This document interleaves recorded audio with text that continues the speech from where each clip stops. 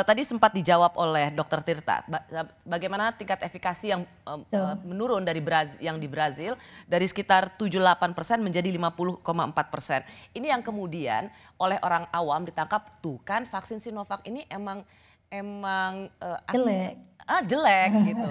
Kita membeli kucing dalam karung. Bagaimana Anda menjelaskan apa yang terjadi di Brazil dan menjawab kecemasan masyarakat Indonesia?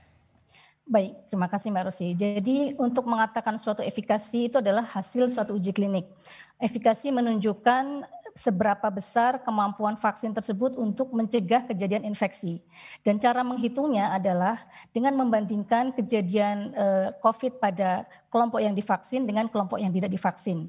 Nah, hal itu sangat dipengaruhi oleh risiko yang ada di dalam tempat uji klinik, kemudian populasi yang digunakan. Sehingga sangat mungkin suatu uji klinik itu menghasilkan angka efikasi yang berbeda dari satu tempat dengan tempat yang lain. Ya, Indonesia Termasuk beda, Brazil beda, betul Turki betul, beda. Brasil, Turki beda, betul Mbak Rosy. Tapi Dan Prof kan yang menjadi concern adalah kok turun?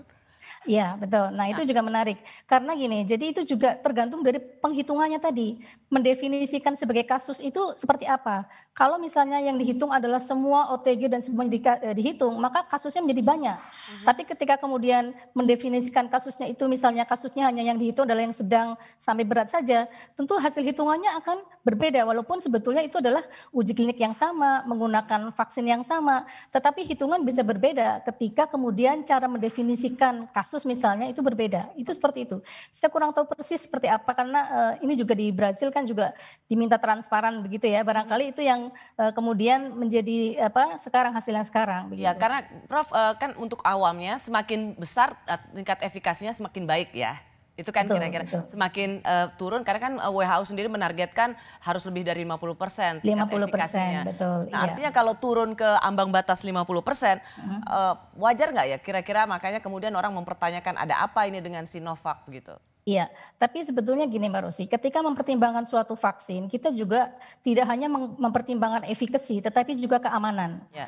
Ini saya konteksnya dengan membandingkan dengan vaksin lain, karena banyak dari kita ini menolak dan menganggap Sinovac ini jelek karena sudah mendengar misalnya, oh Pfizer tuh 90 nih, Moderna ini 95 misalnya gitu. Itu yang kemudian menjadi pembanding. Oh saya nggak mau nih dikasih rongsokan tadi yang seperti Ya. dikatakan ya, tapi nggak mempertimbangkan bagaimana masalah safety-nya. Hmm. Nah, ada lagi yang salah nih dari salah kaprah di masyarakat. Kadang ada sering ditanyakan kepada saya, "Ibu itu dengan efikasi 65,3%, apakah sudah aman dipakai pada manusia?"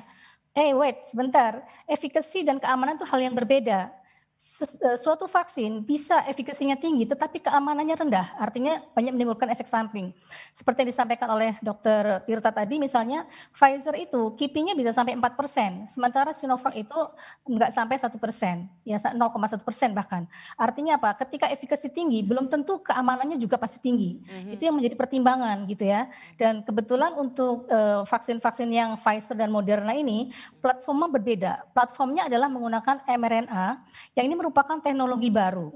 Dan sampai saat ini di dunia itu nggak ada vaksin yang menggunakan teknologi ini yang sudah license. Ya. Baru di COVID ini saja. Ya. Dan itu karena karena kondisi emergensi makanya mereka mendapat approval sebagai emergency use authorization begitu. Jadi Prof, saya mau tanya Prof, sebagai betul, orang yang mau menerima vaksin gitu, mhm, siapa yang berhak untuk menentukan vaksin apa diberikan pada saya? Misalnya saya, Rosyana Silalahi, saya nggak mau Sinovac. Apakah saya mhm. boleh menentukan vaksin apa yang bisa saya terima untuk diri saya sendiri atau pemerintah yang menentukan? Kalau menurut saya pribadi itu hak dari seseorang ya, hak kita untuk mau memilih mana vaksin yang akan diberikan pada kita. Sama seperti halnya obat juga, hak seorang pasien misalnya untuk mendapatkan obat yang, dia inginkan begitu. Tentu saja dengan arahan ya, artinya setelah mendapatkan penjelasan begitu, artinya karena pasien ataupun populasi atau masyarakat umum kan secara informasi mungkin kurang jelas, Oke. makanya mereka memilih itu harus dasar, ada informasi dulu Mhm. begitu.